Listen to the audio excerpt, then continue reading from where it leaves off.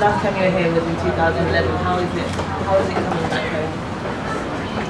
Well, first, let me greet everybody. Thank you all for taking some time out to hang with us. It is great to be home every time. This is home. This is where I was born. And it's always incredible to see the change, whether it's just physical change, you know, like more roads, still traffic, but more roads. Or just, you know, some ideological change, you know, some of the conversations that young people are having are very inspiring. So it makes the trip home always great. You're out here now, you know, with your new album, Afropolitan Dreams. It's known to people that follow your work that you're a self-proclaimed Afropolitan. For you, you know, what does it mean to be an Afropolitan? How does it differ from being any other type of African person, maybe living on the continent or abroad? What sort of defines that for you?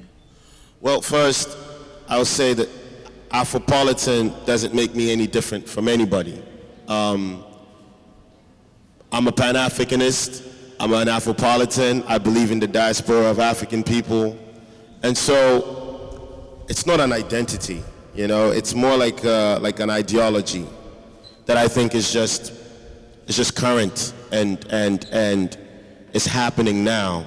And I believe in some of the aspects of it as defined by others, but I also know that I have to define it for myself. So being an African that is born in Africa, that travels around the world and finds himself trying to reconnect with Africa is a unique experience. It differs from somebody who was born in Africa and hasn't had an experience outside of Africa. Your ideologies are different. And I think that for me, the goal is always to try to bridge these gaps between those away, those who have been inspired by things outside of their home, and people at home who have been inspired by things inside their homes. So as opposed to, I know some of the perception of Afropolitanism is to separate as a group of Africans. I think that it's supposed to be something that connects us back into the whole. And there's some, the idea of being African and metropolitan is what's of interest to me. Accra is just as metropolitan as Lagos, just as metropolitan as Paris, just as metropolitan as London, it's just as metropolitan as New York. And I think it's important that we kind of draw some of these connections and conclusions. Anybody here on Facebook? Anybody here on Twitter? So we're all connected. We're all on the same feed, no matter where you're from, what country you're from. So to me, that's what that experience is about, is bringing it full circle, but also bringing it home in a way that it's practical. So whatever I've learned around the world, I can bring it home, but also return home humble, knowing that the stuff that you don't know here, and you have to find your way in it and find a way to inspire and be inspired. How long have you been away for? In terms of when did you leave? Too long. I see. Well, not to say how old I am or anything. I've been living overseas for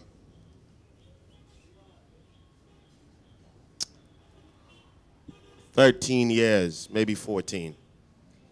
And just in terms of this new album, Afropolitan Dreams, you speak about the different experiences that you have, having, you know, traveled for so many years, but being an African. How does that sound in an album? What does that mean musically? Well, it means that the high life that I know, the Afrobeat that I know, the sukus, everything is the foundation for any kind of music I make. The hip hop that I love, the soul, the techno, the garage, the EDM, all that stuff kind of is like the icing. Mm-hmm. So the cake is always African, but I do sprinkle some stuff over it. And the stuff that I sprinkle over it is is what I've picked up in the world in my travels. But I also always have to point out that I make African music. That's the first thing. I make African music because that's the core. And everything else is just kind of supposed to layer it and find its way on top of it. If we listen, or when rather we listen to the album, will we know what the... Tonight. Yep. At the Republic. Come and listen. Know, what the Afropolitan Dream is? No. You only know what my Afropolitan Dream is. And I would like for everybody to define, not even, you know, I don't even want to center it around the word. I just want to center it based on what it means to be young, African, and global in 2014. Like, what does it mean to you? What changes do you see between now and 10, 20 years ago? What place do you find yourself in being able to contribute? And that's really what this story is about. It's a story about someone who leaves home, finds some level of success outside of home, but tries to reconnect to home. And I'm here right now trying that. So it's an ongoing story. So what I do not want anybody to listen to the record and conclude is that this is a manifesto, or this is how to be an Afropolitan, or to be a young African, or to be a Pan-Africanist, or to be someone who knows the diaspora. This is the blueprint. No, it's individual. And my story is very particular, and I'm sure everybody in here has a very particular story.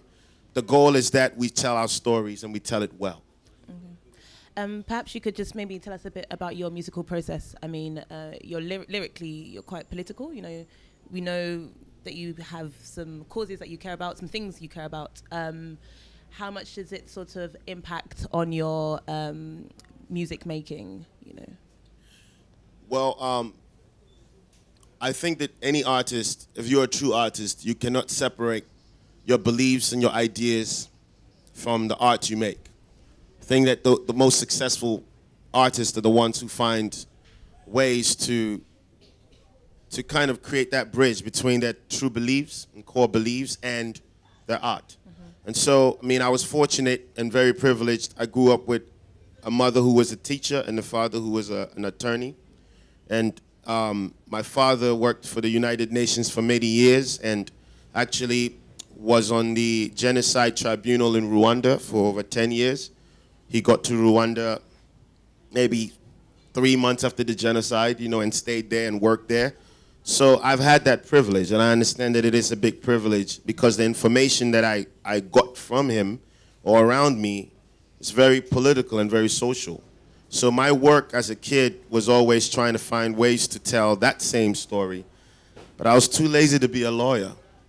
Being a musician is much easier, more fun, get to meet fun people. Does everybody understand what I'm saying? Yeah, okay, cool. You guys are looking at me like I'm weird. So I'm just making sure I'm communicating right. So,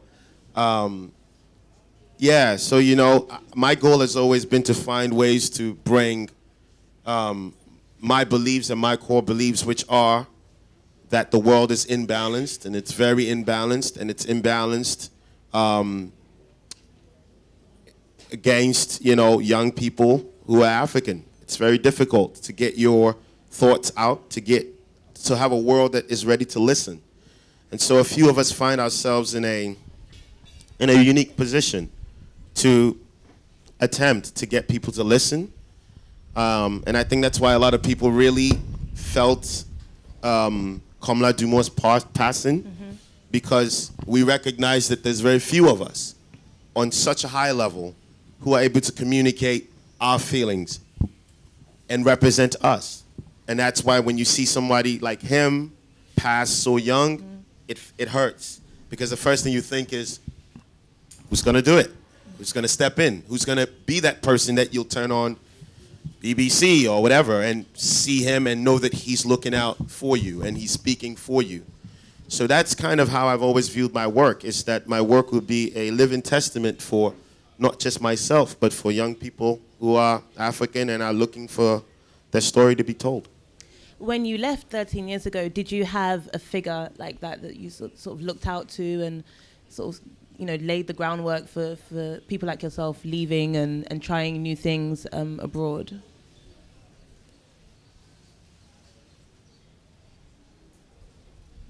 honestly, the only people that I'd seen represent on such a high level were football players, you know? I grew up watching Abedi Pele, I grew up watching Tony Yeboah. You know, I still remember like Senegal 92 crying over my bowl of fufu because Ivory Coast beat Ghana. You know, it's like those were the people that I saw who were able to take their ability from a local setting to an international setting and represent you right. Like Azuma Nelson was another one for me. You know, we wake up at 4 a.m. and watch Azuma box. Not because you like boxing much, but because he was representing Ghana. And it felt good to see him beat some guy up, you know, and get a title and be proud to be Ghanaian. So those were kind of my earliest, like, you know, memories of knowing that there was a global world and we needed to be represented on it. And it came from athletes. And, you know, years down the line, you have a Kamla. Years down the line, you have, you know, a me trying hard, you know, to get the flag up and to represent. But, you know, the idea is that, you know, the world is ready to listen. And I'm really fortunate that the internet has helped a lot. The internet has helped proliferate some of our ideas better and for people to have a multi-dimensional view of what it means to be African. Cool. Just going back a little bit, you mentioned you know, the storytelling through this new album, Afropolitan Dream. I know I've seen myself, the Native Son film. Is there something similar that's going to happen for this new album? Are we going to see a new short? No. Yeah, I've done it, so I'm not going to do it again. I love film as a medium because, you know, music is interesting. So, like, my mother will not listen to my music.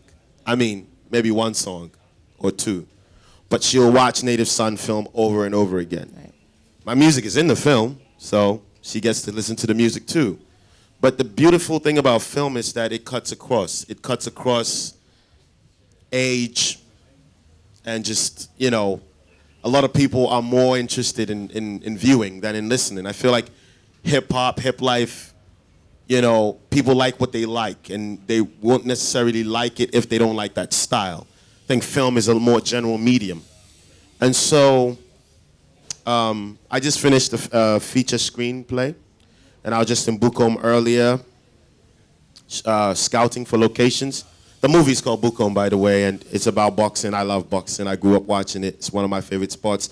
And I've always been amazed that Bukom has not been made into this legendary place because every legend comes from Bukom. Yeah.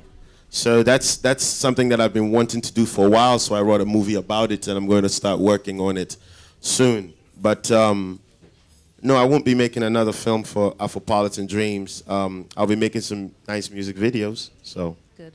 Yeah. And before we take it to the crowd, I have a request from one of our Yo-Yo Tinz members, Selom J, who said I should ask you a few questions. I give you a word, and you say what's the first thing that comes to mind. Oh, that's a bad game. Oh, we're going to play the game. So, the first one is Deba. Huh? Well, that was easy. The second one is Achimoto School. Oh, legendary. Don't hate. Don't hate. And lastly, Bazaar.